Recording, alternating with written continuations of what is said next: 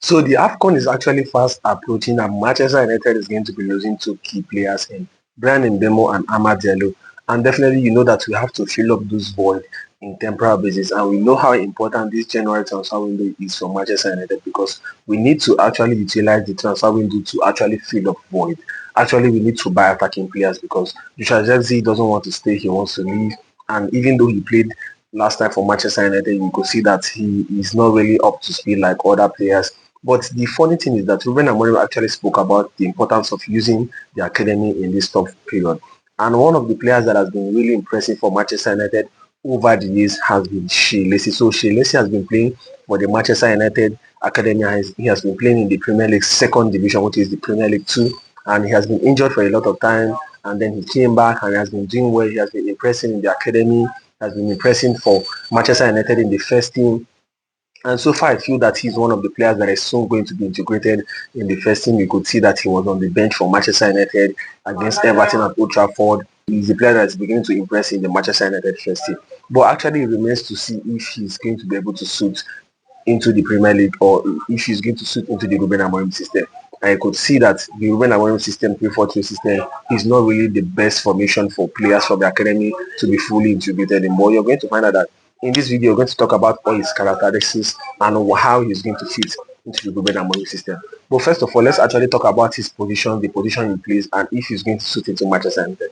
First of all, you're going to find out that he's the player, he's the left-footed player, so of course he's going to be a player that can be able to play in the right 10 role. So I don't see him as a player that can be able to play in the right wing back position, because he is like an Amad Diallo player, a very tricky left-footed player, but I don't think he has the work rate. He has less work rate than Amad Diallo, so I don't think that he's the player that can be able to play in the right wing back position, but I feel he's the player that can be able to fit into the right 10 role. So of course, Shea Lacey is the player that can be able to fit into the right 10 role, just like Brandon Bemo, but actually, he's a player that is very good. The thing I like about Shea Lacey a lot personally is his decision making, because he has a very wonderful decision making. But the whole question still begs if he can be able to translate this quality that we have seen him shown in the academy, we have seen him shown into training section. The question still begs if he can be able to translate this quality into the Premier League, and we're going to find out.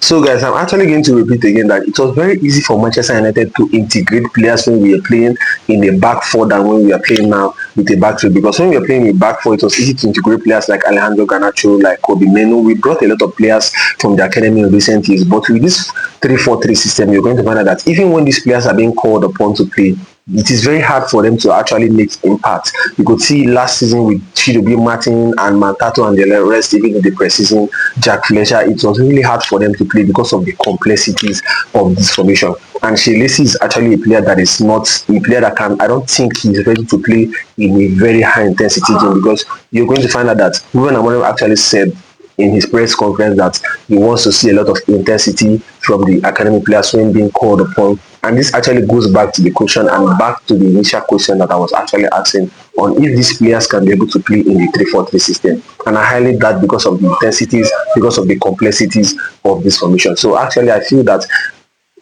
Shea Lacey is the player that is going to suit a 3-4-3 system. He's a player that can be able to suit a transitional side, because he's a player that even in the academy he likes to play in a fast side, in a team where he can be able to make decisions very quickly and where he can easily slide in those through balls, where he can easily score, where he can easily create good scoring opportunity. I think Shea Lacey is that player that is very dangerous on the counter attack, and he's a player that he should be given a lot of room, a lot of freedom, a lot of space on the ball to express himself and actually create more dangerous situations. And you're also going to find that in the academy so far, even after being injured for so long, he has provided 3 goals and assists in 5 games. That actually tells you that he's a very brilliant talent, and I think the right environment is being provided for him. I think he's going to be really platformed well into the Premier League. But I think the big questions for academy players coming into Manchester United is if they are going to translate these the attributes and qualities we see in the academy into the first team. But I feel if Manchester United were playing in a more better way, if we're playing with a different style,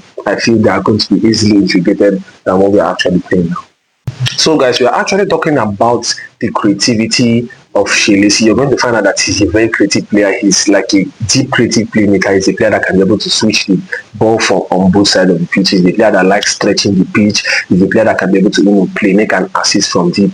And if you also look at his long ball accuracy, he has a long ball accuracy of 38.5%, even after just playing 5 games in the Premier League second division. And he also has a pass accuracy of 79.5%. That actually tells you that it gives you a glimpse of the kind of player that Shea Lacey is going to be in the future. I think he's going to be that deep creative playmaker for Manchester United, like a kind of Adagola player that likes to play with a lot of space, that knows how to play, that knows how to assist. I think that's why I keep saying that if he was playing in a different formation, or maybe if he's giving like a number 10 role in a 3-4-3 system, I think he's a player that is really going to excel. And if you actually look at the environment of Manchester United this period, you're going to find out that we don't have the right environment, we don't have the right platform to actually bring in academy players now into the first team. So that's why I actually feel for the case of Shea Lacey. But I know that he's going to be a very brilliant player for Manchester United in the future. And I feel that in this December period and the January period, we are going to be having a lot of games. I feel Shea Lacey should be one of the academy players that should be given the opportunity to showcase their attributes. So guys, I want you guys to give me your thoughts on the comment section on what you feel about Shea Lacey, or if you have ever watched Shea Lacey before. So I want you guys to like, to share, to subscribe to Tactical Draft for us, to making more videos on the academy players of Manchester United. So see you guys in my next video.